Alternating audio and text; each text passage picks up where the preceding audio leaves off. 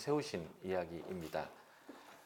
요한계시록 21장, 22장은 그 하나님의 나라를 회복하는 이야기입니다. 그래서 그 하나님의 나라로 시작해서 하나님 나라로 끝나는 것이 성경인데, 그 에덴 동산, 잃어버렸던 하나님 나라를 하나님께서 이 세상 가운데 사람들이 경험할 수 있고 볼 수 있고 체험할 수 있는 보이는 하나님 나라를 한 지역의 한 민족과 함께 세우셨습니다. 그게 창세기 12장에서 아브라함을 부르신 사건으로부터 여호수아가 땅을 정복하는 이야기까지입니다. 그게 이제 보이는 하나님 나라예요. 그 보이는 하나님의 나라는 제사장 나라라고 하는 사명을 받습니다. 그러니까 구원받은 하나님의 백성, 하나님의 택하심 받아서 하나님과 친하게 지내는 백성의 모습은 이렇게 손바닥 뒤집듯이, 이게 손바닥에는 손등은 손이잖아요. 동시적인 건데, 그 하나님과의 관계 맺은 백성, 하나님의 백성은 하나님의 제사장 나라, 사람들로 하여금 하나님을 알게 하는, 하나님께로 오게 하는, 그리고 하나님 백성으로 사는 것이 무엇인지를 가르쳐주는 제사장 나라의 사명을 동시에 이제 갖게 되어집니다. 그런데 우여곡절 끝에 결국 BC 1400년에 하나님의 나라를 허락하셨는데, BC 586년, 이제 한 1900년 정도까지 이 백성이 정말 꾸준히 신실하게 말 듣지 않고 우상을 숭배하고 하나님 아닌 것을 의뢰하다가 이제 망하게 되는 거죠. 하나님은 이 백성을 통해서 하나님 나라를 세우고 싶어 하셨는데, 하나님에 의해서 세워진 그 지역의 그 하나님 나라 말고요, 처음 창조했을 때에 모든 만물이, 모든 피조물이, 모든 사람이 하나님의 백성으로서 하나님과 함께 하나님의 복을 누리는 그 나라 말이죠. 그 나라를 세우기 위한 전략으로 한 지역의 한 민족과 함께 나라를 세우셨는데, 그 하나님의 나라, 보이는 하나님 나라가 실패했어요. 백성의 입장에서는. 그런데 하나님은 그것을 포기하지 않고 계속 그 하나님 나라를 쓰겠다, 이루겠다라고 말씀하셨죠. 그래서 586년, BC 722년 북이스라엘과 남유다가 망하는 그 시점에 하나님은 17명의 문서 선지자를 이제 보내셔서, 17명이 아니라 17권의 책을, 그래서 뭐 예레미야는 한 사람이 썼으니까요.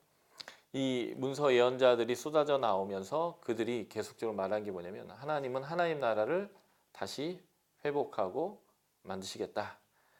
그런데 그 하나님의 나라는 이스라엘 백성들이 1400년대에 그 하나님 나라를 허락받았음에도 불구하고 한 3, 40년 만에 그 하나님 나라의 영광을 잃어버리게 돼요. 그게 사사시대라고 얘기하는데, 그 사사시대의 300여 년의 시간을 통과한 이후에 부정적으로 사람들은 하나님을 왕으로 인정하지 않고 거절했을 때, 그리고 왕을 요구했을 때 하나님이 왕을 주시면서 왕을 통한 하나님이 왕되심을 드러내기 위한 일을 이제 다시 시작하셨는데, 그게 이제 사사시대에서 왕조시대로 넘어가는 거거든요.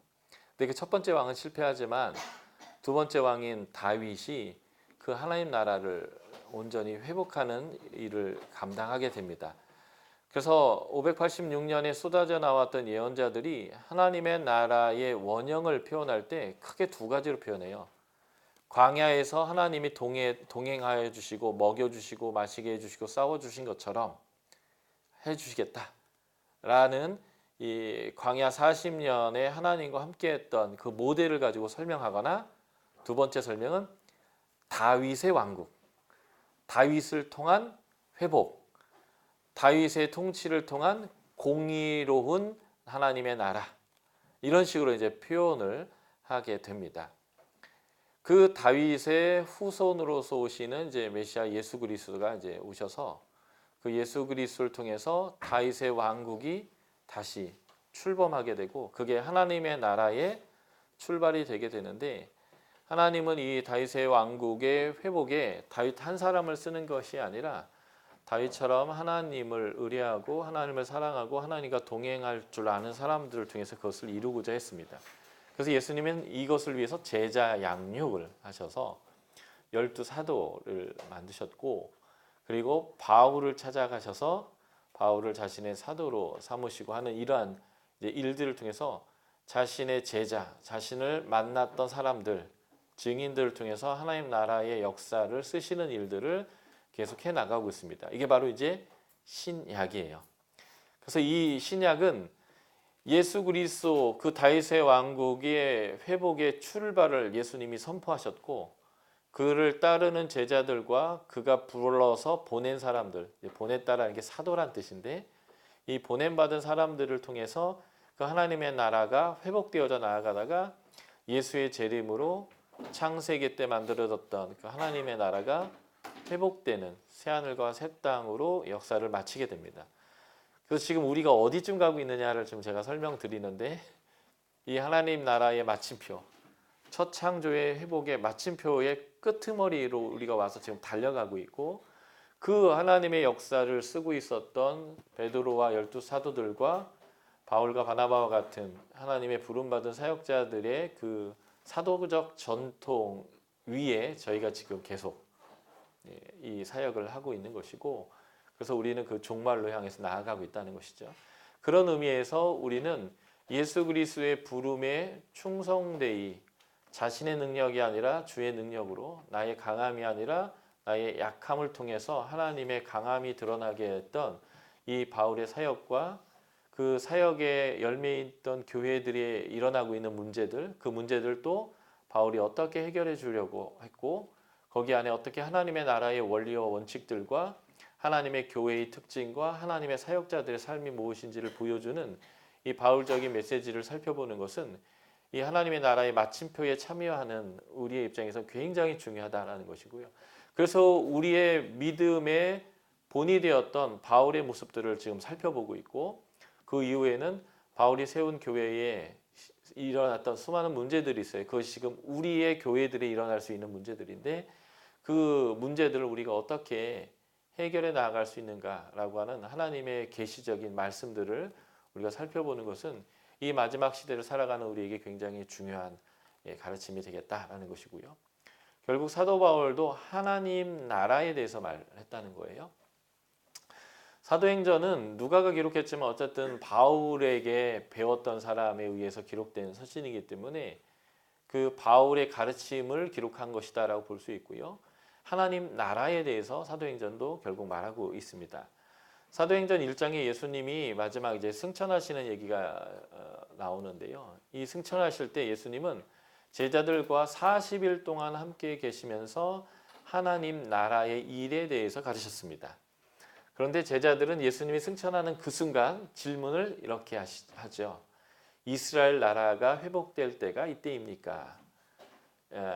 참 안타까운 현실이죠. 3년을 훈련받고 예수님의 부활을 경험하고 예수님이 부활하신 이후에 40일 동안 하나님의 나라의 일에 대해서 말해도 이스라엘 나라의 회복에 대해서 관심을 갖고 있는 그 관점의 차이가 어떻게 보면 지금 우리 교회가 로컬 교회가 갖고 있는 모습인지도 몰라요. 하나님은 하나님의 나라의 일을 얘기하시고 땅끝까지 복음을 증거하는 것에 관심을 갖고 있는데, 우리 로컬 교회는 교인의 숫자를 늘리는 것과 그 교인의 숫자를 늘리기 위해서 또는 늘어났기 때문에 큰 건물을 짓는 것, 건물을 짓다 보니까 주차장이 필요하고, 주차장을 짓고 나니까 교육관이 필요하고, 그러다 보니까 교회가 커지니까 재정적 여유가 생겨서 그 다음에 이제 수련회를 할 수 있는 1년에 몇 번 쓰지도 않는 그러한 건물을 산 깊숙이에 또 싸가지고 하기도 하고, 이런 식으로 로컬 지역 교회의 성장에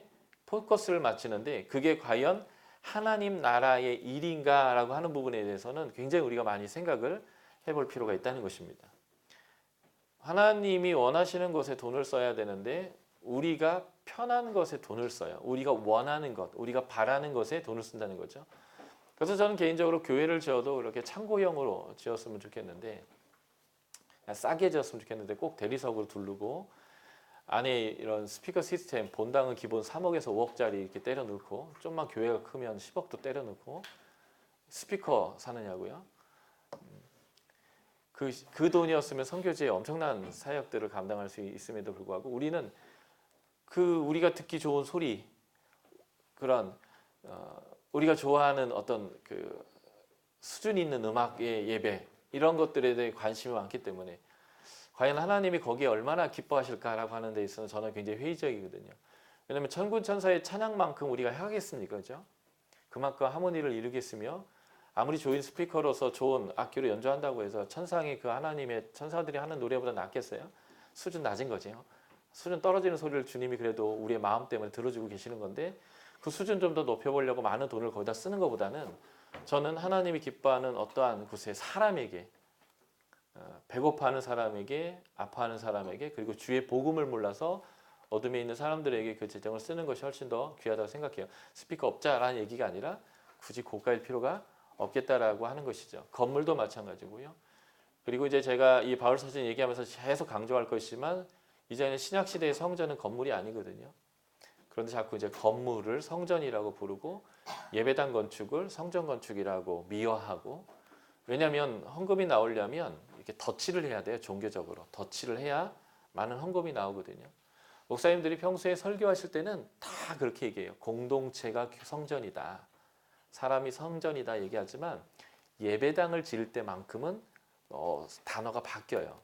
성전 건축이다라고 하는 것을 말합니다. 은유적으로 사용한다라고 저는 그렇게 이해하고 싶지만 은유적으로도 그렇게 사용하면 안 되는 거죠. 그것은 굉장히 이단적인 거예요. 왜냐하면 더 이상 하나님은 건물을 성전으로 삼지 않겠다 말씀하시고 그 성전을 가져가 버리셨는데 그게 바로 2000년이 지났거든요. 예수 그리스도가 왔기 때문에 율법이 더 이상 효력이 없다. 이게 맞는 말이고 2000년 전에 사도 바울이 이걸 가지고 싸웠고 그리고 우리는 그래서 오직 믿음으로 구원을 얻는다라는 것을 믿죠. 그거와 똑같은 거예요. 2000년 전에 예수님이 그 성전을 폐하셨어요. 내가 성전으로 왔다. 라고 얘기하셨음에도 불구하고 율법으로 구원 얻는다는 표현과 저는 비슷하다고 생각해요. 예배당의 건물을 성전이라고 얘기하는 것. 그리고 거기를 성전이라고 생각해서 굉장히 중요하게 하는 거죠. 요즘은 그래도 많이 해소됐어요. 이제 가장 큰 어떤 영향을 줄 게 이제 온누리교 같아요. 그냥 강대상을 아주 넓게 만들고 거기서 막 춤추게 만들고 막 예, 해서요. 근데 제가 이제 어렸을 때 여러분들도 이제 연식이 되시는 분들은 어렸을 때 강대상에 목사님 외에는 제 사찰 집사님이 총사하러 올라가는 거 말고 올라가면 잘 안 됐거든요. 예, 특히 여전사도도 이 강단이 두 단이 있어가지고 아랫단에 올라왔지 윗단에는 못 올라왔잖아요. 그렇죠? 예. 그리고 이 위는 정말 거룩한 곳이었죠. 그리고 여기에는 의자가 3개 있었어요. 예. 미국의 부흥운동 할 때에 설교자와 사회자와 찬양 인도자 셋이 앉기 위해서 괴짝 3개 놓고 앉았던 그 전통이 그대로 이렇게 넘어온 건데 그래서 의자 3개가 있는 건데 성부, 성자, 성령 이렇게 생각하면서 3개를 놓고 너무 거룩한 곳으로 치장했죠. 그러니까 우리의 공동체가 모이는 그 곳이기 때문에 거룩하고 구별되어 있는 것이긴 하지만 거기는 그렇게 어떤 우리가 생각하는 그런 거룩의 장소가 아닌데도 불구하고 성전이라는 것과 뭔가 더 다른 장소인 것처럼 구분하는 이러한 이제 모습들이 이제 우리 안에 있었다라고 하는 것이죠. 그래서 사실은 우리가 성경을 제대로 공부해야 하고 제대로 성경을 볼 때에 우리 안에 있는 이러한 좋은 의미에서 종교적인 어떤 것을 이렇게 덮어 씌운 거거든요. 교육적 효과를 위해서. 그렇지만 그것이 어느 순간 되면 그냥 그게 영원한 진리처럼 되어져서 사람들이 왜 거기를 그렇게 우리가 거룩하게 생각했는지에 대한 것보다는 그냥 자체가 거룩해지는 이런 문제가 발생했다는 거예요. 그래서 구약과 신약에 걸쳐서 성전을 하나님께서 여러 번 가져가셨거든요. 법궤를 여러 번 빼앗고 하나님이 여러 번 다시 주고 하시는 것을 반복했는데 왜 그렇게 하셨냐면 성전과 법궤를 우상화했기 때문에 그래요. 하나님은 교육적 효과를 위해서 내가 여기 있다라고 말씀하시는 장소를 주셨고 내가 여기 위에 자정하겠다라고 하는 괴짝을 주셨는데 그 하나님과 우리가 함께 있구나 임재하고 있구나 하나님 우리를 돕고 있구나라는 것에 대한 교육적 효과가 남은 게 아니라 요것이 하나님 자체다. 그래서 요것이 있으면 된다라고 하는 그 종교적 심성으로 그 의미, 교육적 의미를 완전히 바꿔버릴 때 하나님은 성막과 그 법궤를 빼앗아 가셨어요. 그렇지만 인간이 너무 연약하니까 다시 성전을 주시고 다시 법궤를 주시고 또 빼앗고 이걸 반복하다가 2000년 전에 이제는 안 되겠다. 이거 주면 안 되겠다. 교육적 효과가 있다라고 해도 이건 안 되겠다. 원래적인 것으로 가자. 왜냐면 이제 창세기 1장 공부해 보시면 자연 만물이 하나님이 성전인데 특별히 그 성전 중에 사람을 하나님이 성전으로 삼으셨어요. 인간에게 하나님의 성령을 불어넣으셔서 하나님의 성령의 전으로 인간을 만들어 주셨는데 그 인간을 다시 하나님의 성령의 전이고 어떤 건물이나 제도 없이도 하나님과 동행했던 에덴 동산처럼 하나님과의 친밀함으로 동행하는 그러한 본질로 돌아간 게 신약인데요. 그 본질로 돌아왔음에도 불구하고 다시 옛 구약의 그 몽학 선생 교육적 효과를 위한 그 시스템으로 다시 돌아가려고 하는 모습들을 보여주는데 그것이 율법의 의로 구원을 얻으려고 하는 것이나 그리고 우리 시대의 예배당을 성전이다라고 얘기하고 이것을 특별한 거룩한 건물로 규정하는 것은 그것이 신학적으로 회개하는 게 뒤로 본질로 더 가까이 왔는데 되돌아가려고 하는 이제 모습이다라는 것이고요. 결국 사도 바울이 사도권을 주장하면서 계속 처절하게 싸웠던 이유는 그 하나님의 계시의 본질을 이루기 위해서 껍데기를 벗어버리려고 하는 노력들이었다라고 하는 것입니다. 다시 이제 우리가 사도 바울의 사도권으로 다시 돌아가면 사도 바울은 하나님의 나라에 대해서 이야기하는데 그 하나님의 나라를 이해하지 못하는 사도들을 이제 하나님이 사도행전을 통해서 바꿔가시면서 그 바꿔가는 과정 중에 사도 바울이라는 사람에게 계시하셔서 그 본질적 메시지를 더 명확하게 지금 전달하고 있습니다. 아까 제가 사도행전 1장 얘기하다 이제 멈췄는데 하나님 나라 일을 40일 동안 하나님께서 가르쳤고요. 그리고 사도행전 마지막 28장 로마에서 보면 하나님의 나라에 대해서 사도 바울이 담대히 거침없이 아주 멋진 말이죠. 그 누가의 우리가 본 사도 바울의 영화에도 보면 누가랑 바울이랑 이렇게 얘기하는 장면이 있어요. 그래서 내가 쓴 글의 마지막엔 이렇게 쓰겠다 하면서 담대히 거침없이 멋지지 않냐고 누가가 스스로 막 뻑가가지고 자기 그 문장에 하는 대사가 있거든요. 근데 사도행전 그 마지막 끝부분에 이 단어가 있어요. 담대하게 거침없이. 근데 그 담대하게 거침하게 깽판을 쳤거나 뭐 이런 게 아니라 하나님의 나라를 전했다 이렇게 돼 있어요. 그러니까 사도행전은 예수가 하나님 나라의 일에 대해서 가르치고 승천하시는 얘기로 출발해서 사도 바울이 그 하나님의 나라의 일을 거절하는 유대인들에게도 불구하고 계속적으로 거침없이 담대히 전하는 얘기로 말하고 있다는 거예요. 그러니까 이제 사도 바울에 의해서 배운 누가에 의해서 기록된 이 누가는 결국 사도 바울의 얘기인데 사도 바울이 무엇을 했느냐 한마디로 얘기하면 하나님의 나라를 전했다라는 거고요.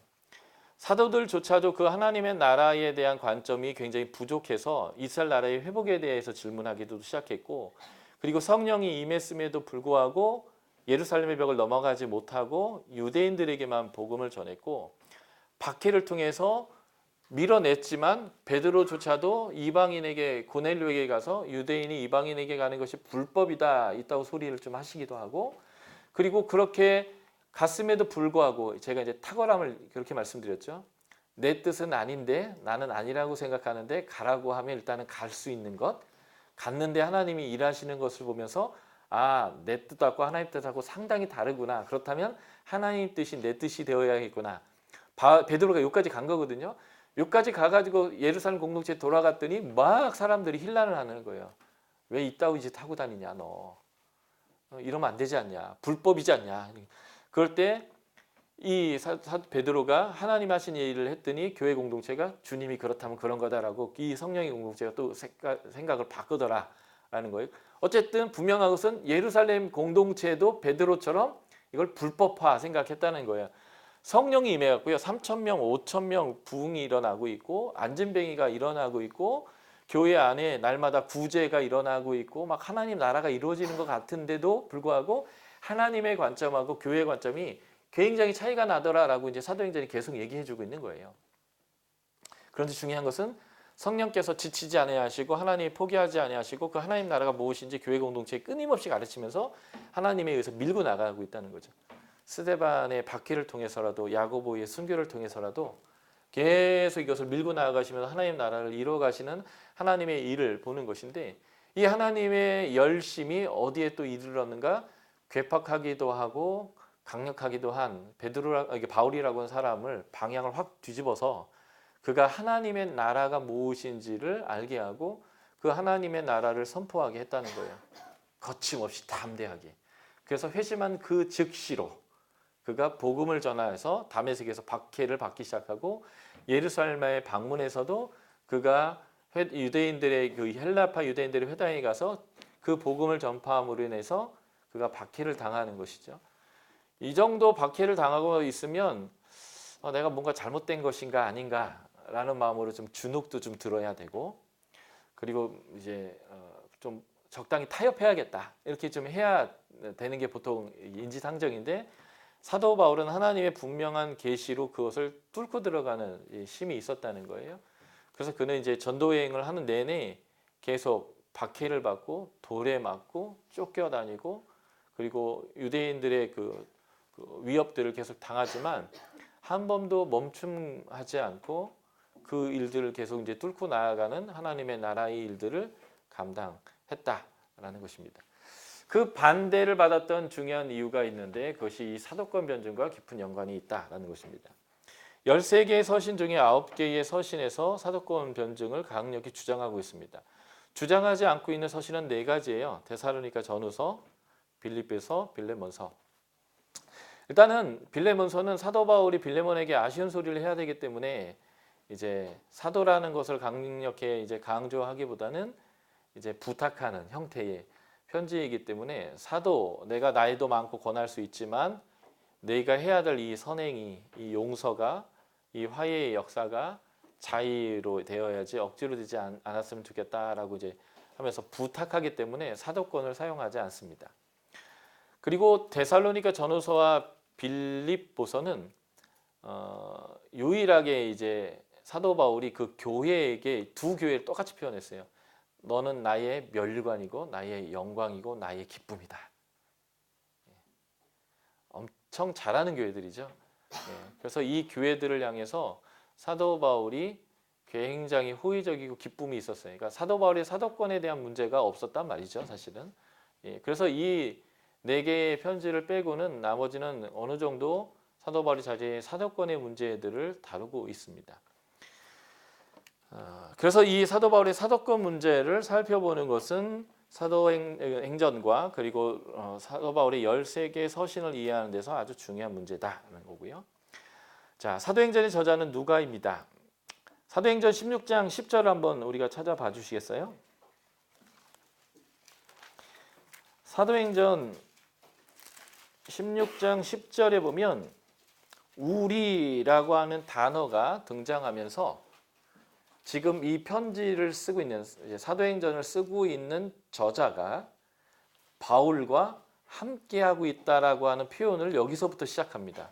이 말은 저자인 누가가 사도 바울의 전도여행팀에 합류한 시점이 이때일 것이다 라고 우리가 볼 수 있는 거죠. 16장 10절 같이 한번 읽어볼게요. 준비되셨죠? 시작! 바울이 그 환상을 보았을 때 우리가 곧 마게도냐로 떠나가기를 힘쓰니 이는 하나님이 저 사람들에게 복음을 전하라고 우리를 부르신 줄을 인정함이로라. 그러면서 11절에 우리가 이렇게 들어가 있고 16절에도 보면 우리가 기도하는 곳에서 뭐 이런 식으로 해서 이 16장 10절 이후부터 우리가라는 표현을 쓰기 시작해요.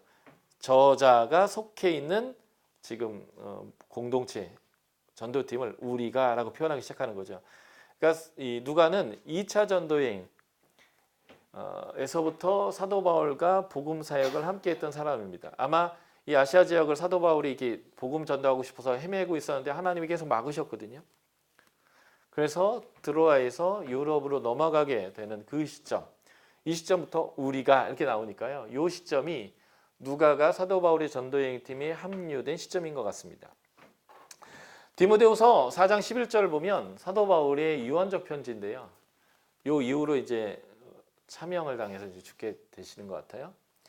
달려갈 길을 이제 마친 이 시점인데 이때 누구는 어디로 갔고 누구는 대만은 세상을 떠나갔고 뭐 이렇게 막 얘기하는데 누가만이 나와 함께 있다 이렇게 얘기합니다. 이제 이런 것 때문에 이제 그 바울 영화에서 누가가 계속 이제 사도 바울 같이 편지 쓰면서 막 이렇게 하는 거겠죠. 어쨌든 디모데후서 4장 11절에 이 표현을 보면 이게 AD 67년 정도일 거로, 전승회면 사도 바울과 베드로의 순교가 67년 정도라고 이제 되어 있거든요. 그래서 50년 초반 또는 51년부터 이 60년 후반인 67년까지 사도 바울과 쭉 함께 했었던 사역자가 바로 누가이고, 그래서 이 누가는 사도 바울의 아주 절친한 동역자로서 사도 바울이 전한 서방 교회로 향한 이 복음이 참된 복음임이라는 이제 기독교 변증을 위해서 사도 바울의 사도권 변증을 하게 됩니다. 그 이야기가 바로 이제 사도행전의 아주 중요한 이제 저장 목적이 되어진다라는 것입니다. 사도 바울의 사도권의 아주 중요한 논리 첫 번째는 사도 바울은 예수를 만난 사람이라는 거예요. 그래서 사도 바울이 예수를 만났다. 그리고 그 예수가 사도 바울을 사도로 삼아서 보냈다라고 하는 것을 이 누가는 사도행전에서 3번 반복해서 증언했습니다. 사도라는 단어 자체가 보내심을 받았다라는 뜻이고, 그래서 사도 바울은 분명히 예수를 만났고 예수가 이방을 위하여 보낸 사람이다라고 명확하게 말하고 있는 거예요. 그러니까 그는 사도다라고 이야기할 수 있는 것이죠. 사도행전 1장에는 두 가지의 얘기가 나와요. 전반부는 예수의 승천 얘기가 나오고요. 후반부에는 남은 공동체의 주력 부대인 12명의 사도인데 그 중에 한 명이 배도를 했고 자살을 해서 죽었어요. 그래서 그 한 명을 다시 뽑는 이야기, 이게 이제 사도행전 1장의 두 번째 이야기입니다.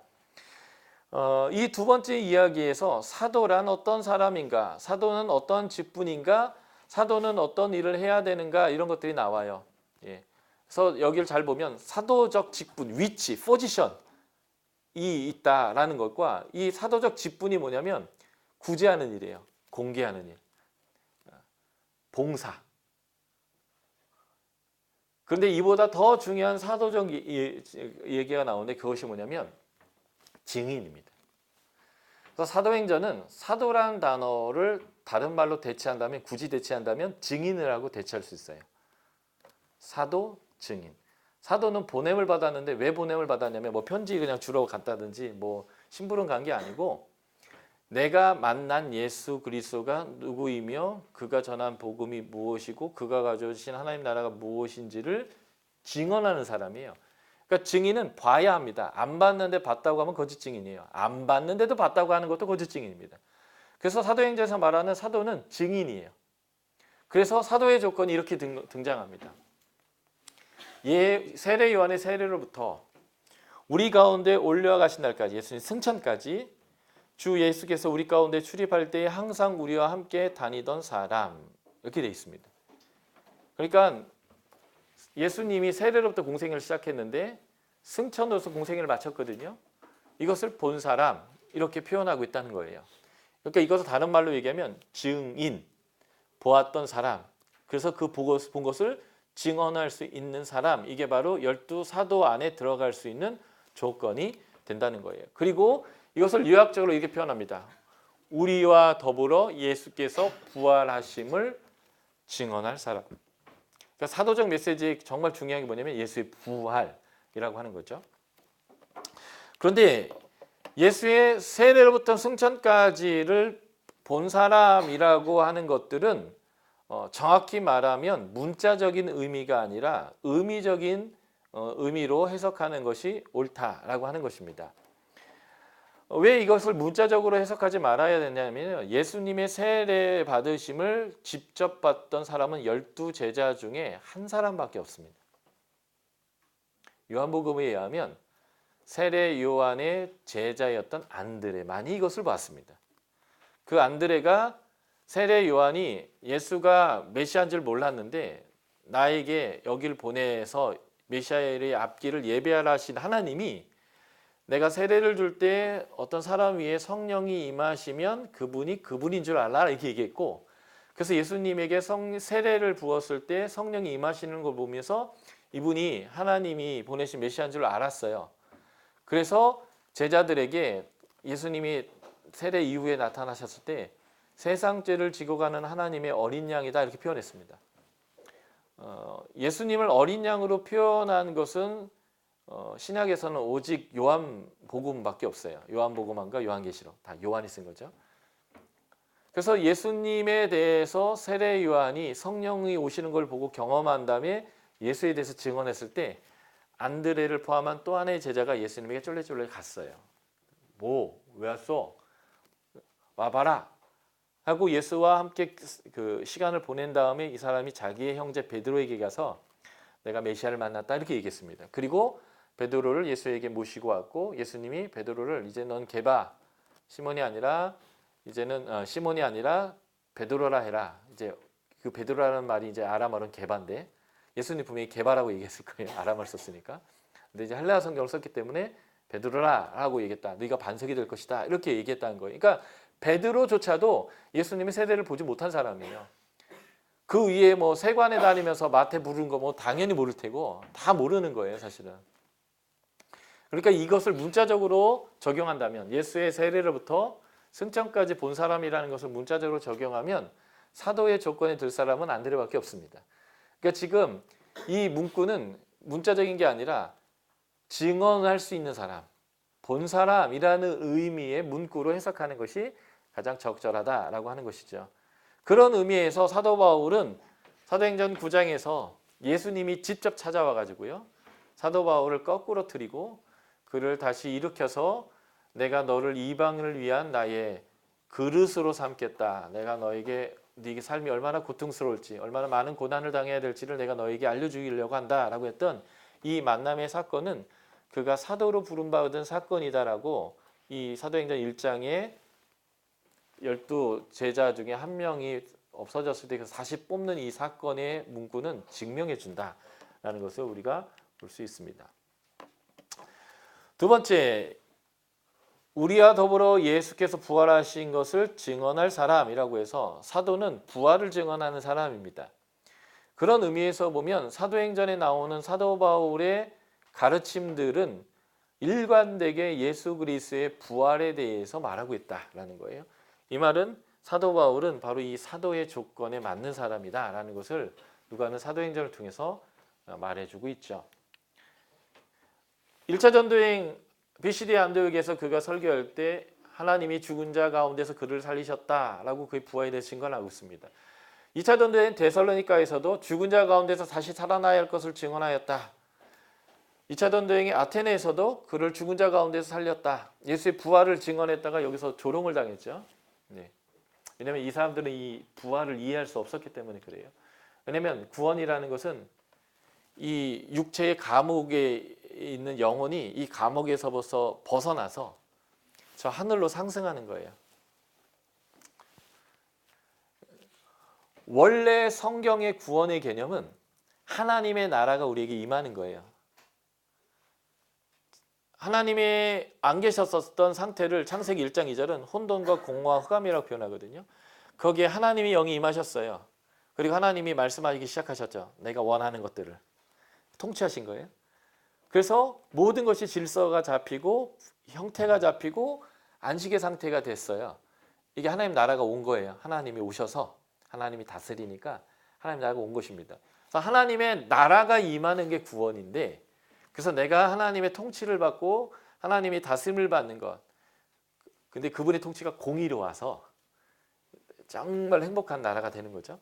이게 하나님의 나라인데 우리는 신약으로 가면서 오시는 하나님 나라가 아니라 내가 죽어서 이 고통스러운 인생을 마치고 내 영혼이 요단강 건너가는 거예요.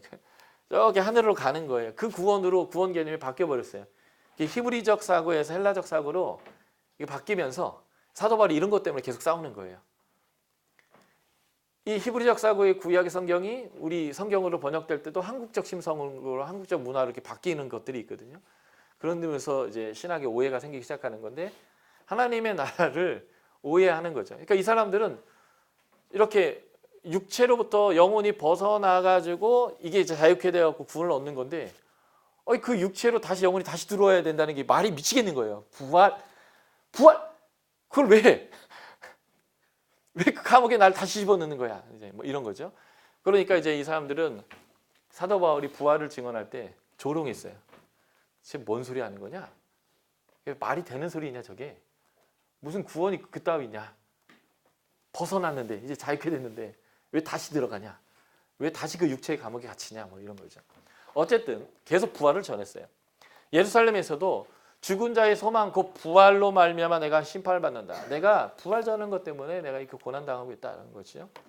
가이사랴에 가서 재판 받을 때도 부활에 대해서 말하고 있고요. 베스도 앞에 가이사랴에서도 내가 무엇을 끝까지 가르쳤냐면 난 부활에 대해서 가르쳤다. 그것 때문에 내가 지금 이런 고난을 당한다.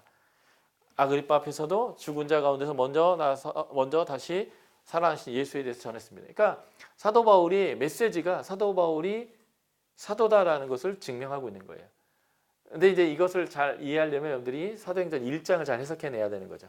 사도를 뽑는 얘기를 굳이 왜 누가가 1장에서 언급했을까? 예수의 승천과 사도를 뽑는 얘기를 하는 거죠. 바로 이 누가의 저작 의도는 기독교 변증이고 사도권 변증을 하기 위한 것이어서 이 사도의 조건 자체가 사도 바울이 사도다라는 것을 증명하는 아주 중요한 것으로 이제 사용하고 있습니다. 사도행전은 철저하게 두 사도에게 집중하고 있어요. 1장부터 12장까지는 베드로에게 집중합니다. 그리고 13장부터 28장까지는 바울에게 집중해요. 재밌는 것은 12사도 중에 오직 베드로만 설교를 하고요. 오직 베드로만 능력을 행합니다. 이거는 팩트가 아니에요. 사도 바울의 사도권을 변증하기 위한 누가적 장치예요. 왜냐하면 바울이 사도다라는 것은 바울이 베드로처럼 그렇게 능력을 갖고 있고 베드로처럼 살았다면 베드로는 분명한 사도이기 때문에 바울도 사도로 인정받을 수 있다라고 하는 이 논리를 설명하기 위해서 철저하게 나머지 12사도들의 입을 닫아요. 그래서 12사도들이 거의 등장을 안 합니다. 등장 자체를 안 하고 요한이 짝으로 등장은 가끔 해요. 성전 미문에 같이 가긴 해요. 아무 말도 안 해요. 사마리아에 같이 갑니다. 아무 말도 안 합니다. 오직 베드로만 말을 해요. 오직 베드로만 설교하고 베드로만 능력을 합니다. 왜요? 베드로의 포커스를 맞춰 놓았기 때문에 그렇습니다. 그래서 베드로와 바울을 비교하고 있어요. 이게 이제 사도행전의 아주 중요한 장치입니다. 그래서 베드로처럼 말하고 베드로처럼 행하고 베드로처럼 능력이 있고 베드로처럼 많은 자들을 구원하였다면 사도가 분명하지 아니하겠느냐, 이 논리를 펼쳐주고 있습니다. 재미있는 것은 누가복음과 사도행전은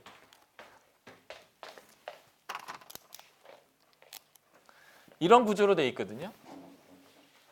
이게 이제 여기서 여기까지가 누가복음이에요. 여기서 여기까지가 사도행전이죠. 누가복음과 사도행전은 한 저자가 한 독자에게 써줬던 한 권의 책입니다. 그런데 이 책이 너무 두꺼워요. 신약 27권 중에 제일 두꺼운 책 1번이 누가복음입니다. 장수는 마태복음이나 사도행전 28장이고 누가복음 24장이지만 절수가 워낙 길어서 넘버 1이 누가복음이에요. 그러면 신약에서 넘버 2로 제일 긴 책은 뭘까요? 사도행전입니다. 그러니까 신약에서 제일 긴 두 책이 원래 한 권이에요. 이유는 저장 목적이 그래요. 당신이 들은 바 복음의 확실함을 증명하기 위해서 나는 이 이야기를 처음부터 끝까지 순서대로 자세히 기록할 것입니다 라고 얘기했기 때문에 길게 한 거예요. 지금 우리가 갖고 있는 이 코덱스 형태의 이 책은, 그리고 인쇄술이 발달됐고 정말 이 습자지가 짧은 종인데도 앞뒤로 인쇄해도 이게 비치지 않는 이런 기술이 있어서 다행인데, 옛날에는 두꺼운 양 껍질에다가 지금의 0.3, 0.5 볼펜이 아닌 고대의 그 펜으로 잉크를 찍어서, 그것도 지금처럼 좋은 잉크가 아니라 번지는 잉크로 이렇게 긁어가지고 쓰는 것이었기 때문에 이렇게 긴 책은 한 권으로 만들어낼 수가 없어요. 그래서 이걸 두 권으로 분리시킵니다. 분리시켰을 때는 앞의 내용의 맨 끝과 뒤의 내용의 맨 처음을 겹쳐놔요. 그래서 누가복음 24장과 사도행전 1장이 겹쳐져 있어요. 내용이 예수의 승천. 그래서 이 책은 연결되어 있는 책입니다. 이렇게 장치한 거거든요. 누가복음과 사도행전이 그래요. 그래서 누가복음은 갈릴리로 시작해서 유대와 사마리아를 통과해서 예수님이 예루살렘에 여기서 죽으시고 부활하시고 승천하신 것까지 얘기를 하고 있다면 이제 사도행전 시작이잖아요. 내가 이 전 책에서는 여기까지 얘기했습니다 하면서 이제 다시 연결하는데 여기서부터는 예루살렘으로 시작해서 유대와 사마리아를 거쳐서 땅끝이라고 하는 로마까지 복음이 어떻게 증거됐는지를 설명하고 있어요. 그래서 이 누가에 의해서 기록되어졌던 누가복음은 정확히 얘기하면 예수행전이에요. 예수님이 어떻게 행하셨는가, 무엇을 가르치셨는가, 그는 어떤 능력을 보이셨는가, 그가 하려고 했던 일은 무엇인가, 하나님의 나라예요. 그래서 누가복음에서 아주 반복되는 단어가 하나님 나라라는 단어예요. 그 하나님의 나라를 가져오셨는데 이 누가복음에서의 하나님의 나라는 마태, 마가는 때가 찼고 하나님 나라가 가까웠으니 회개하고 복음을 믿어라 이것으로 예수님의 첫 설교를 하나님 나라에 대해서 설교한다면 누가복음의 예수님의 회당에서의 첫 설교는 이사야서 61장 1에서 3절의 말씀을 인용하면서 희년을 공포해요. 희년. 가난한 자에게 복음이 전파되고 눈먼 자가 눈을 뜨고 갇힌 자가 자유케 되는 희년을 공포하거든요. 그래서 이제 이 사도행전은 희년의 복음이에요. 그래서 예수행전처럼 여기에 베드로 행전을 얘기하는 거예요. 이 베드로가 어떻게 말을 하냐면요. 예수처럼 가르쳐요. 예수가 말한 걸 가르쳐요. 예수가 행한 걸 행해요. 증인인 거예요. 증인. 예수처럼 하는 게 증인이에요. 그런데 13장 이후부터는 바울이 그렇게 해요. 그래서 이 세 개가 병행되어 있어요. 이렇게. 이게 이제 사도행전과 누가복음과 사도행전을 보는 눈이에요. 그래서 여러분들이 사도행전을 계속 보다 보면요. 예수가 얘기했던 일들이 그대로 이 사도들을 살면서 그대로 이루어져요. 그래서 이들이 고난받는 거는요. 예수가 고난받아 이렇게 고난받는 거예요. 왜냐하면 이 삶을 따르는 것이기 때문에. 그래서 이 병행을 이루고 있는데 여기는 이렇게 비교되어 있지만 결국은 이렇게 세 개가 비교되어야 합니다. 그러니까 증인은 예수가 한 말을 행하고요. 예수가 한 행동을 하고 예수가 받았던 박해를 그대로 받는 사람이 증인이에요. 그 삶 자체가 증인의 삶을 삽니다. 그런데 제가 이 예수행전인 누가복음에서 하나님의 나라를 희년의 공포로 예수님이 설교하셨다고 했잖아요.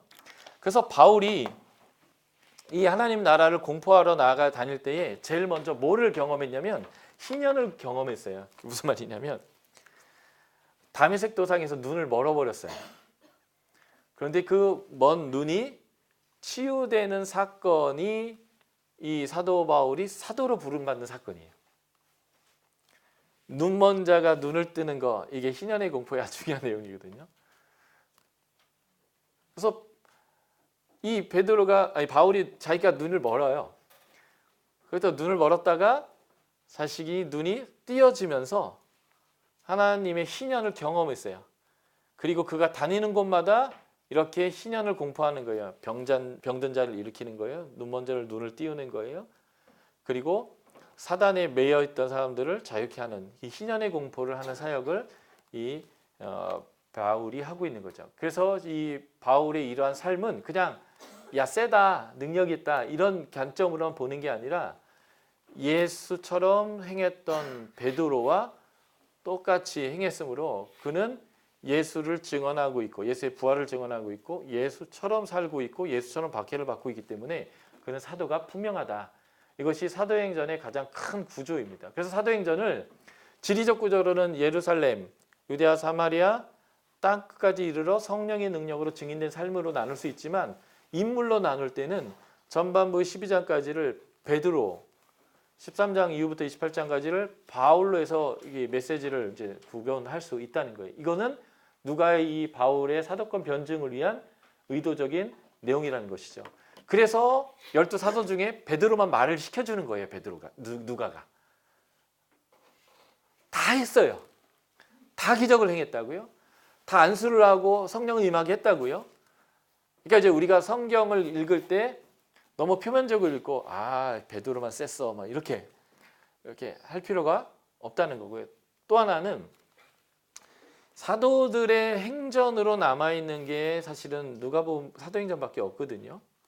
물론 누가 행전, 베드로 행전 이런 외경들이 있긴 하지만 우리가 이걸 정경으로 취급하지 않기 때문에 그래서 바울을 자세히 우리가 알 수 있어요. 근데 나머지는 자세히 잘 모르잖아요. 그러니까 우리가 목사님들한테 어떤 설교를 들었냐면 많이 배워야 된다고. 베드로는 많이 못 배워가지고 성경도 2개밖에 그것도 짧게 썼고 좀 무식하게 사역했지 않냐고. 바울 뭐라고 이렇게 많이 배우니까 똑똑하니까 13개나 쓰고 더 위대한 사역하지 않았냐고 이렇게 했는데 그 근거가 뭐냐면 이 사도행전이거든요. 누가는 제가 얘기했죠. 바울 빠라고. 그리고 빠여서 쓴 게 아니라 하나님의 계시 안에서 이 서방 지역에 전파된 복음이 온전한 복음인 것을 증명하기 위한 기독교 변증이 필요한데 그러려면 사도 바울이 전했기 때문에 그 사도 바울이 사도라는 것을 증명하는 것이 아주 중요했단 말이죠. 그래서 사도 바울이 사도됨을 자세히 기록한 사도행전을 남긴 거예요. 근데 사도행전이 이 신약에 나오는 유일한 역사서다 보니까 우리는 사도행전을 통해서 비교적 사도 바울에 대해서 자세히 알고 있는 거예요. 자료가 많았을 뿐이라는 거예요. 그러니까 이 많은 자료를 가지고 바울만이 그렇게 위대한 사역을 했다라고 얘기하는 것은 적절한 해석은 아니라는 것입니다. 자료가 많은 것뿐이에요. 다 그렇게 해서 사역을 했단 말이죠. 자, 그래서 한번 비교해 보겠습니다. 예수님, 베드로, 바울, 누가복음, 사도행전. 예수님을 직접 목격한 사람이에요. 베드로도 그렇고 바울도 그렇습니다. 베드로가 물고기 잡고 있을 때 예수님이 딱 나타나가지고 목수가 어부한테 되도 않게 조언을 하죠. 던지라고. 던졌는데 엄청 잡히는 거죠. 그 당시에 그물은 지금처럼 그 나일론으로 되어 있는 얇은 그래서 잘 보이지도 않는 그런 그물이 아니라 그 명주로 되어 있는 하얀 그런 천의였거든요. 그러니까 이게 내려오는 속도도 느렸을 뿐만 아니라 물고기가 다 보여요. 그래서 대낮에는 이거 안 합니다. 밤에 물질을 하는 건데 밤새 못 잡았어요. 그래서 이제 해가 떴기 때문에 이제는 물고기도 이제 다 보고 그러니까 이제 안 잡히니까 이제 정리를 한 건데 예수님이 배에 올라가셔가지고 설교를 한 판 딱 하시더니 분명히 지금 던져봐야 물고기가 다 도망갈 건데 던져라 그러는 거예요.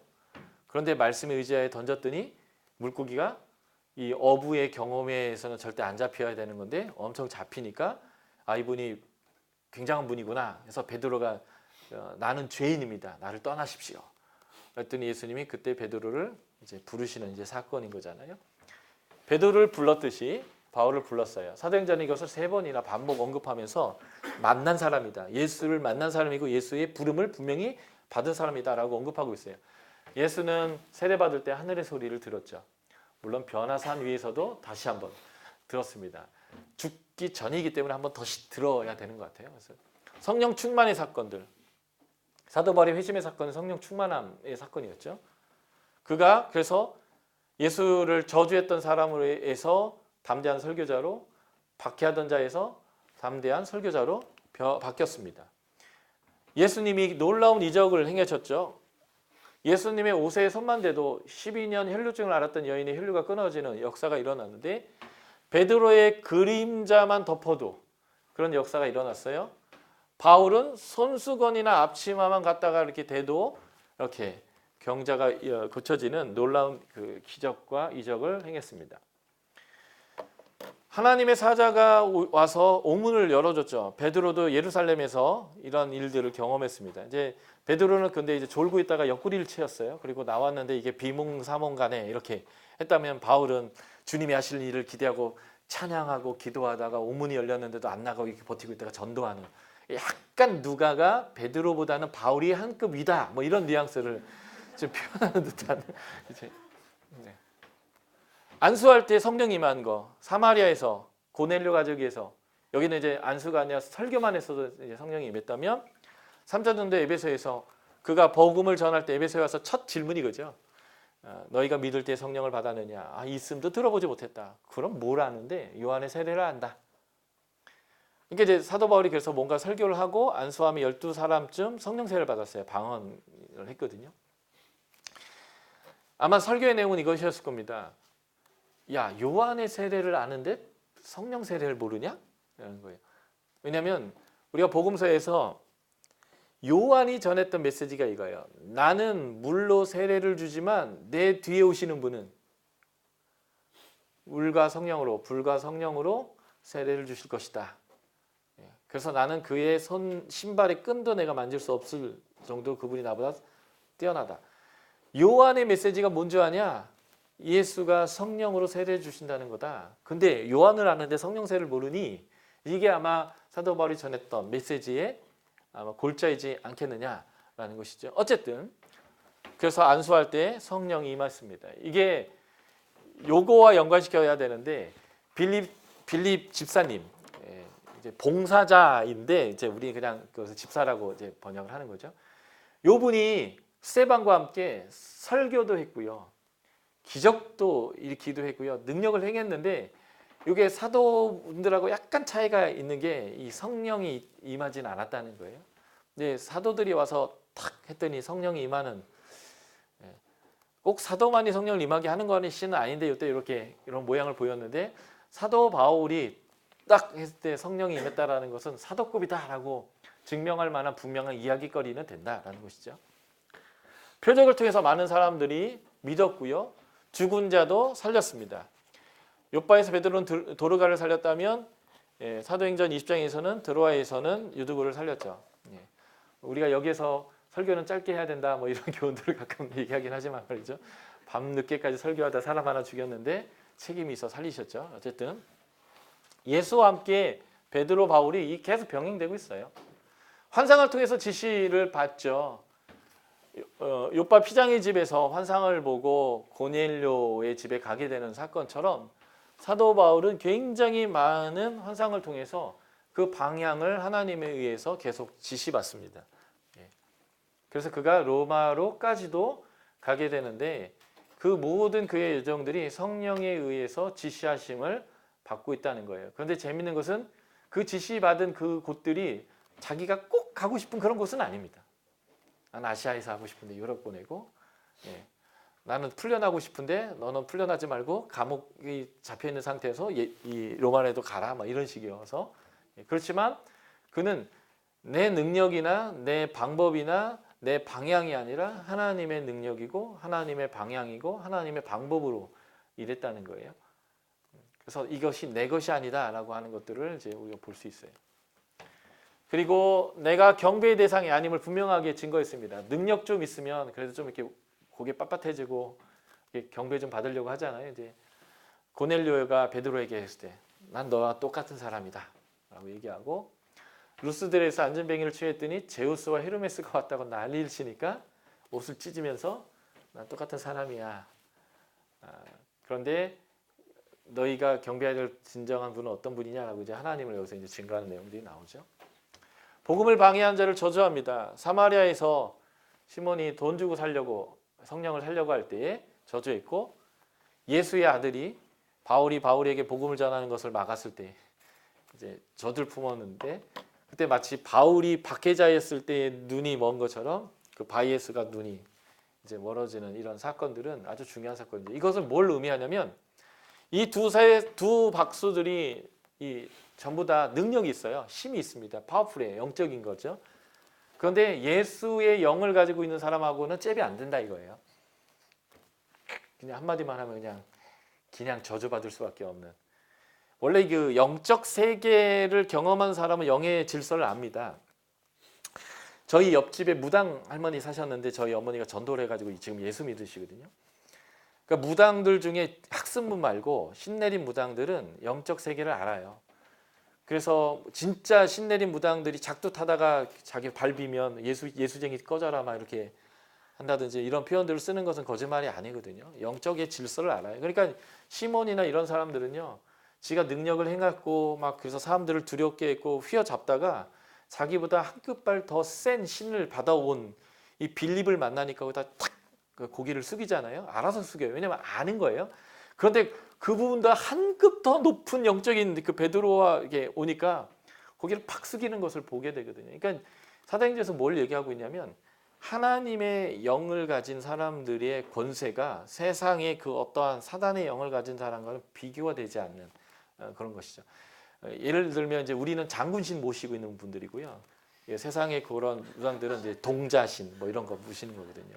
그러니까 급이 안 되는 거예요. 우리는 국가적 신이고 이쪽은 그냥 동네 신이고 뭐 이런 개념과 같은 거죠. 그래서 그러니까 사도 바울이 베드로와 같이 그 하나님의 영적 권세를 가지고 하나님의 나라를 이 땅 가운데 가져올 때에 그 땅을 차지하고 있는 영들에 대해서 꺼져, 조용해, 나가 이러면 꼼짝할 수 없이 그 영들이 밀려 나갔다는 거예요. 이게 이제 하나님 나라의 전파의 하나의 과정들이죠. 전파시 큰 무리가 복음을 믿었어요. 3,000명, 5,000명 믿는 것처럼 허다한 무리가 온 성이 거의 다 뭐 이런 식의 표현이죠.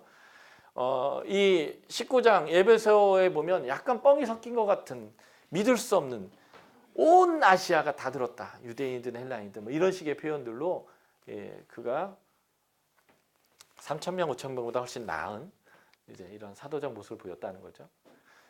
베드로에게는 없지만 예수님을 알아봤던 귀신들이 바울도 알아봐요. 그리고 바울이 얼마나 진실한 사역자인지를 또 우리가 볼 수 있죠. 그가 헌금을 가지고 오순절까지 예루살렘에 도착하려고 하니까 이게 너무 급해서 그래서 이 에베소에 거치지 못하고 밀레도의 에베소의 장로들을 불러가지고 그들에게 목회를 부탁할 때에 이리들이 와서 이제 너희를 어렵게 할 일들이 이제 발생할 것인데 내가 너희에게 3년 밤낮 눈물과 기도로 섬겼던 것처럼 너희가 그것을 해줬으면 좋겠다라고 이제 요청하는 그 내용이 바로 이 내용입니다. 저는 이 내용을 볼 때 마치 그 사무엘이 사울을 세운 다음에 왕적 권위에서 퇴임할 때가 생각이 나요. 그가 그때 물어본 게 그거거든요. 내가 퇴석한 거 있냐? 너희 거 뺏은 거 있냐? 내가 얘기해라. 다 갚겠다. 물러나면서 내가 혹시나 잘못한 것이 있다면 깨끗이 정리하고 나가려고 하는 모습과 또 하나는 청렴한 하나님의 사역자의 모습이었는데 똑같이 내가 아무 금이나 은이나 의복을 탐하지 않았다. 내가 몸서의 모범을 보였다. 내가 밤낮 기도하며 섬겼다. 이것을 너희가 본을 삼아서 너희가 목회해 줬으면 좋겠다라고 장로들에게 부탁한 진실한 사역자의 모습이 있습니다. 성령의 예언으로 인도함을 계속 받았고요. 이런 내용들을 통해서 바울은 정확하게 예수적인 삶을 살았고 그래서 이것만으로도 그는 사도가 분명한데 예수와 베드로와 바울이 병행되면서 베드로와 못지않게 똑같이 예수의 삶을 살았던 사도다라는 것들을 보여주는 것이 이제 사도행전의 이 핵심의 메시지입니다. 이렇게까지 누가가 사도 바울의 사도권 변증을 해야만 했던 배경들이 이제 이 바울 서신 안에 많이 이제 드러나게 되는 거죠. 자, 네 번째 사도 바울이 사도라는 증거는 그가 전도여행 내내 받았던 박해와 고난입니다. 그의 회심 사건에 바울이 내 이름을 위하여 예수의 이름을 위하여 얼마나 고난을 받아야 할 것을 내가 그에게 보이리라.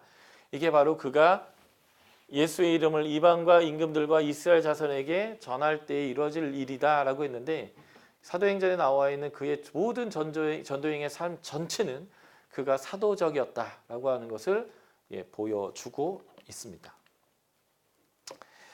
그래서 사도 바울의 사도권의 문제 이것에 대해서 이제 제가 이제 이 13개의 서신을 하면서 계속 언급할 건데 이것이 이제 서방으로 전파되었던 기독교가 온전한 복음이다라는 것을 증명해야만 했던 이제 이유가 이제 이 13개의 서신 중에 9개에서 등장하게 된다.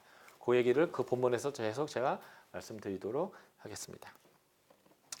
자, 바울의 신학을 아주 간단하고 짧게만 말씀드릴게요. 왜냐하면 이제 각 서신에서 더 자세히 말씀드리려고 하는 것인데, 왜 사도 바울이 박해를 받았느냐라는 문제와 관련된 제일 중요한 사도 바울의 신학이 바로 이것입니다. 믿음으로 말미암아 의롭게 된다라고 하는 이 가르침인 것이죠. 예, 바울은 바리새파의 유명한 스승, 사도행전 5장에 나오는 힐레락파의 가말리엘의 제자로서 구약에 아주 능통한 사람이었습니다. 그에게 하나님의 계시가 임하면서 그 구약의 그 계시가 신학적으로 확 풀린 거예요. 예. 그래서 그가 믿음으로 의롭게 된다라고 하는 선포가 되어졌습니다.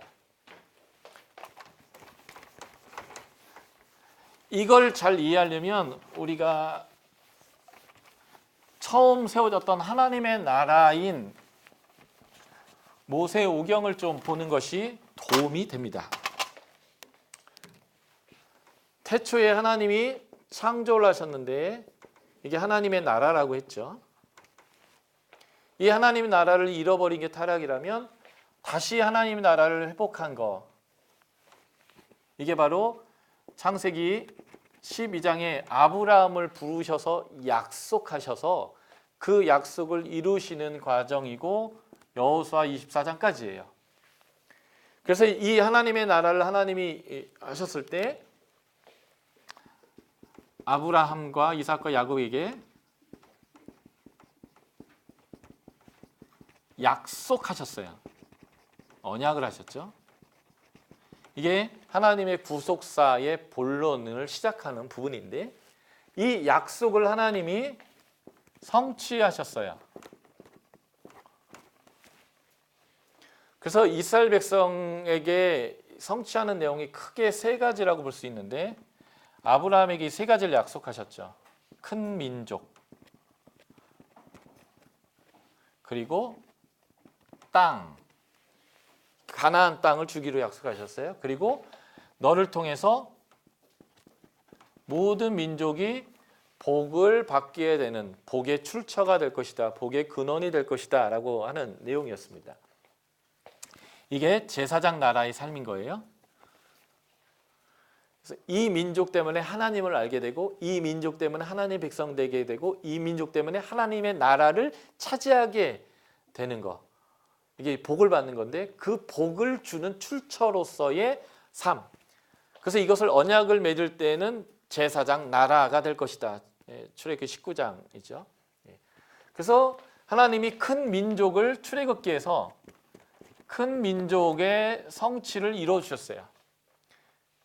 그리고 하나님이 이들에게 땅을 주시기 위해서 이들을 데리고 나아가셨습니다. 그래서 큰 민족을 이뤄서 출애굽하셨는데, 이들을 데리고 나가서 이들을 하나님의 나라의 백성으로 삼은 것, 다시 말해서 우리가 얘기하는 구원을 받는 거예요. 구원을 받는 것은 하나님이 우리를 사단으로부터 뺏어 오는 건데, 뺏어 오놓고 이젠 내가 구원해 줬으니까 알아서 살아, 이게 아니라 같이 해주셔야 구원이에요. 애를 내가 낳고 내가 너 낳아줬으니까 알아서 자라 해갖고 이렇게 던져놓으면 애가 못 자라잖아요. 그러니까 애를 낳는 것뿐만 아니라 먹이고 씻기고 가르치고 시집장가 가서 자기가 살아낼 때까지 부모가 양육하는 거잖아요. 이게 구원이거든요, 사실은. 그러니까 낳는 것으로 끝나는 게 아니에요. 그래서 출애굽이 구원의 그 출발점이지 끝이 아니에요. 그래서 하나님이 시내산에서 언약을 맺으면서 이들 가운데 거하셨어요. 성막을 통해서. 그리고 이들을 통치하셨습니다.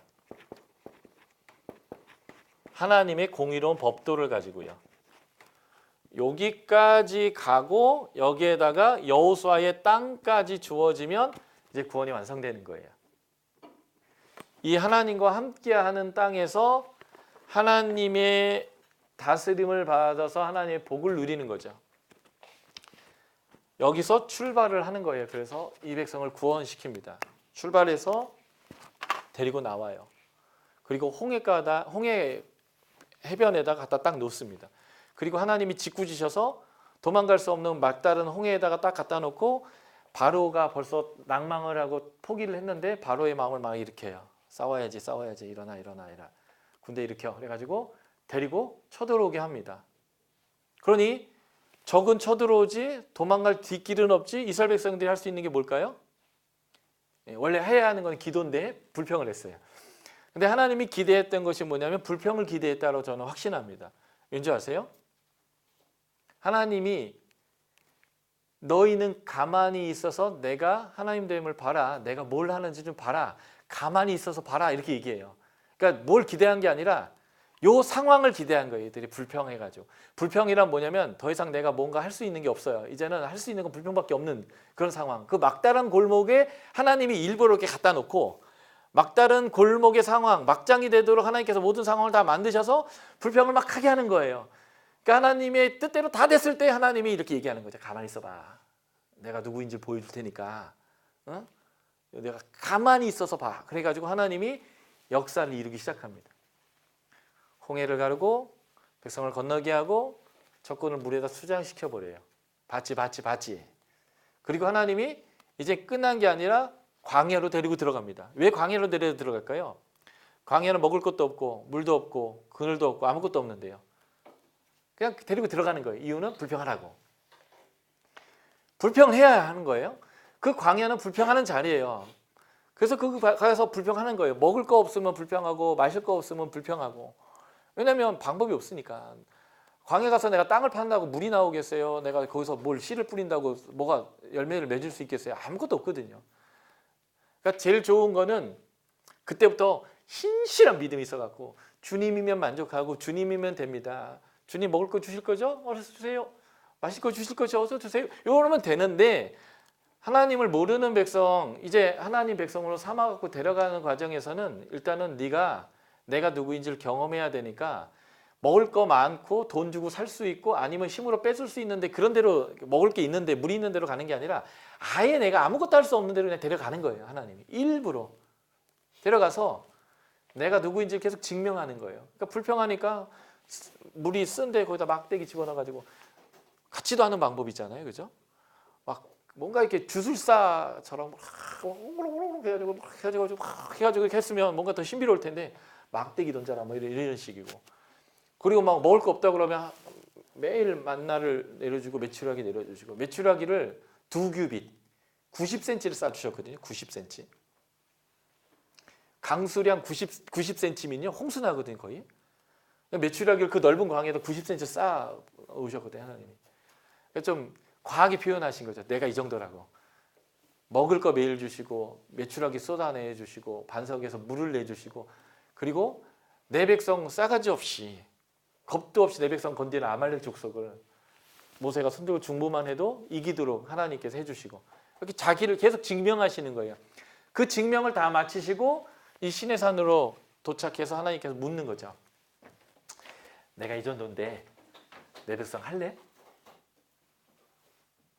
그러니까 이제 막 억지로 때려서 이렇게 내 백성 만드는 게 아니고 정복해 들어가서 내 백성 만드는 게 아니고 하나님이 자신을 충분히 보여주시고 충분히 증명한 다음에 내 백성 할래? 라고 하나님께서 물으셨다는 거예요. 그때 이 백성이 네, 내가 이 정도 하나님이라면 당신의 백성 되고 싶습니다. 당신은 나의 왕입니다. 나는 당신의 백성입니다. 그래서 당신의 저 통치 이념, 율법 수용하겠습니다. 그 방식이 내 방식이 되겠습니다. 이렇게 돈을 쓰고 이렇게 관계하고 이렇게 권위를 사용하고 내가 이렇게 사람들과 함께 행하겠습니다. 이게 당신의 통치 이념이잖아요. 내가 이거 받아들이겠습니다. 라고 하나님하고 꽝꽝꽝 이래서 하나님 백성 됐다는 거예요. 바로 이 하나님을 알고 하나님이 이렇게 통치할 건데 이렇게 너희가 하겠느냐라는 것에 예스한 거 이게 믿음이라는 거예요. 그러니까 이스라엘 백성은 하나님의 약속과 하나님의 사랑 때문에 출애굽을 했고 어떤 면에서 구원은 받았지만 그 구원받은 백성이 되는 것은 하나님을 알고 그렇게 하겠다고 하나님과 계약을 맺는 믿음의 표명을 통해서 하나님의 백성이 된 거예요. 제가 이 얘기를 왜 하냐면 신약이나 구약이나 다 믿음이라는 거예요. 이게 바울의 논리예요. 우리가 구원받은 것도 하나님이 메시아를 약속해서 모든 이방을 구원하시기 했다는 그 약속 때문에 우리가 구원을 받은 건데, 그 구원에 우리가 뭘 한 게 아니라 그 하나님이 이런 분이라는 것을 알고 그 하나님을 나의 왕으로 받아들이고 예수 그리스도를 나로 주로 받아들이겠다라고 하는 그 믿음이 우리를 구원했다는 거예요. 우리의 율법적 행위가 아니라. 유대인도 어떤 행위로 구원받은 게 아니라 하나님의 은혜로 구원을 얻었지만 그 구원을 신의 산에서 수용한 거예요. 그것이 믿음입니다. 그러니까 구약의 이스라엘 백성도 신약의 우리도 믿음으로 구원 얻었어요. 제가 나중에 더 하겠지만 여기서 짧게 한번 더 할게요. 에베소서에 보면 2장 8절 9절인데, 너희가 그 은혜로 믿음으로 말미암아 구원을 얻었는데 행위로 난 것이 아니니 누구든지 자랑하지 못하게 하려 함이라. 이게 이제 구원의 도식이에요. 그래서 이렇게 됐을 때 구원을 우리가 받은 것인데, 이스라엘 백성이 출애굽할 때 뭐 제대로 한 게 있어요? 그냥 한 거 없잖아요. 뭐 하나 뭐 했다고 한다면 양 잡아 먹으라 할 때 이제 양 잡아 먹고 피 바른 거 정도. 그러면 내내 계속 불평만 했다고요. 불평만 했지만 하나님이 출애굽해서 여기까지 신실하게 먹이시고 마시고 싸워주시고 덮어주시고 도와주시고 함께해 주신 것들을 불평하는 과정 안에서도 계속 경험하다가 뭐 이 정도 하나님이시면 남는 장사일 것 같아요. 그러니까 당신의 통치를 내가 수용하겠습니다 하고 이제 믿음으로 구원을 얻었다는 거예요. 그러니까 이거는요, 구원받은 다음에 구원받은 백성의 삶의 양태예요. 뭘 좋아할지에 대해서 가이드를 주셨어요. 뭘 해야 될지를 가이드를 주셨어야 뭐는 싫어해야 될지를 가이드를 주신 거예요. 돈은 어떻게 써야 되는지에 대한 가이드를 주셨어요. 권위는 어떻게 써야 되는지에 대한 가이드예요. 이것으로 의롭게 되는 게 아니고요. 의롭게 된다라는 말은 하나님하고 친하게 지낸다, 하나님 백성이다 이런 뜻인데, 이것으로 의롭게 되는 게 아니고 하나님의 은혜로 하나님 백성이 되는 거예요. 그 백성으로서의 삶이 이건데, 그래서 이거를 이렇게 넘기는 거예요. 이 부등호를 넘기면 이 마이너스가 플러스가 되거든요.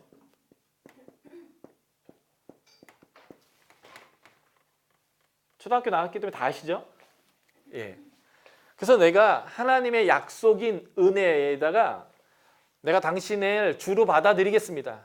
당신이 주인이니까 이제는 당신이 원하는 거, 기뻐하는 거, 당신이 나에게 바르다고 하는 것을 내 기준으로 수용하겠습니다 라고 믿으면 구원을 받는데, 그렇게 되면 그 구원받은 백성, 하나님의 나라의 백성, 우리가 대한민국 백성이면 대한민국 법을 지키잖아요.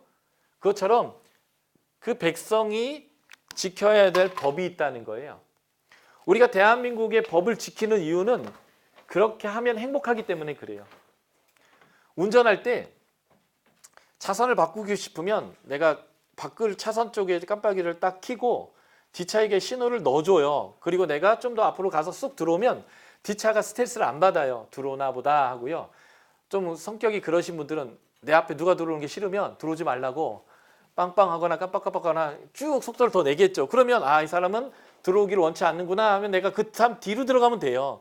그러니까 이 신호를 잘하면 서로 스트레스를 안 받는데, 이 깜빡이가 아까운지 그냥 가다가 자기 마음이 있으면 쑥 이렇게 들어와 버리면 운전할 때 어떤 일이 생기냐면 약간 내 차선 쪽으로 이 차가 붙기만 해도 저거 들어올 건가 말 건가, 들어올 건가 말 건가, 내가 브레이크를 밟아야 되나, 앞으로 쭉 나가야 되나, 빵빵을 해야 되나, 막 계속 불안해지거든요. 그러니까 사실 단순한 이 깜빡이 켜주는 것만 지켜줘도 서로 편해요. 근데 서로 안 켜주면요, 서로 불편하고 신경이 날카로워지고, 그러니까 무슨 소리가 많이 날까요? 크락션 소리가 많이 나는 거예요. 들어오지 마. 그리고 들어오면 막 내 입에서 욕이 나오고. 법은 뭐냐면 서로 안전하고 행복하기 위한 거예요. 그러니까 지금 하나님이 율법을 우리에게 주신 것은, 하나님의 법을 우리에게 주신 것은요, 우리를 불편하게 하려고 하는 것이나 우리로 하여금 어려운 삶을 살려고 하게 하는 게 아니라 가장 행복한 삶이 무엇인지에 대한 가이드를 주신 거예요. 그러니까 다시 말하면요, 이 하나님의 법은요, 복이에요, 복. 행복하게 사는 방법, 모두가 행복해지는 방법, 모두가 안식을 누리는 방법이에요. 다시 말해서 이 하나님의 나라를 누리는 방법. 근데 우리는 이것을 되게 불편해하죠. 근데 이거는 되게 우리를 편안하게 하는 거예요. 그래서 예수님이 우리에게 주시는 그 멍에는 쉽고 가벼운 거예요. 왜냐하면 우리를 행복하게 하는 것이기 때문에, 가장 안식을 주는 거기 때문에 그 자체가 바로 구원이란 말이죠. 그래서 다시 여기로 돌아가면 이스라엘 백성의 이 출애굽하고 하나님과 언약을 맺고 가나안을 정복하는 이 모든 과정에서 보면 구원은 은혜로 받는 거예요. 하나님의 약속에 의해서 주어지는 거예요. 그런데 그것을 수용하는 게 믿음이에요. 그래서 구약이든 신약이든 믿음으로 구원 얻어요. 근데 그 믿음이란 뭐냐? 내가 주인 됐던 자리를 내려놓고 하나님과 예수님을 주인된 자리로, 성령님을 주인된 자리로 모시는 거잖아요. 그래서 주인의 뜻이 무엇인지를 알아야 되는데 주인이 괴악해서 안 가르쳐주고 할 때마다 한 대씩 때려요. 그거 아니지. 그거 아니지. 그럼 힘들잖아요. 그래서 하나님이 내가 무엇을 기뻐하는지, 무엇을 싫어하는지, 그리고 내 기뻐하는 것을 네가 선택하면 얼마나 행복한지에 대한 가이드를 싹 주세요. 그것을 주인의 뜻으로 알고 그것을 수용하는 걸 믿음이라고 얘기해요. 단순히 예수가 나를 위해서 죽었다라는 것만이 믿음이 아니라 그가 나를 위해서 죽어서 내가 하나님과의 관계의 회복의 길이 열렸다라는 것을 포함해서 그분이 기뻐하는 것을 기뻐하는 것이 가장 행복한 삶이다라는 것까지를 받아들이는 것을 믿음이라고 얘기해요. 그래서 믿음은 예수의 주되심을 받아들이는 거예요. 하나님의 왕되심을 받아들이는 거죠. 그래서 사도 바울이 이 얘기를 하는 거예요. 구약의 이 율법들은 이스라엘 백성들과 맺은 계약이고 그 계약의 구체적인 내용들은 이제 우리가 안 지켜도 된다. 오직 믿음으로 하나님과의 관계가 회복되는 거야 라고 얘기했더니 유대인들이 들고 일어나는 거예요. 무슨 말도 안 되는 소리냐? 그게 말이냐 막걸리냐? 율법을 문자적으로 지켜야지. 그게 하나님 백성 되는 것이 아니냐라고 하는 이러한 싸움들이 계속 일어났다는 거예요. 그래서 사도 바울의 가장 중요한 핵심적 메시지가 뭐냐면 하나님의 나라는 믿음으로 수용하는 것이다. 네가 행위로서 그 하나님 나라를 취하는 것이 아니다라는 거예요. 하나님 나라는 믿음으로 취하는 것인데 그 나라를 어떻게 누릴 거냐라는 문제는 그 다음의 문제다라는 거예요. 근데 그 누리는 방식이 구약의 율법을 문자적으로 지키는 것이 아니라는 거예요. 그 구약이 보여주고 있는 최고의 법, 사랑의 법을 수용하는 거다라는 이런 가르침들인데 이 내용들은 제가 이제 전도여행을 이제 떠나면서 쉬고 나서 전도여행을 떠나면서 갈라디아부터 계속 그 얘기들을 반복적으로 좀 더 살펴보도록 하겠습니다. 예, 수고하셨습니다.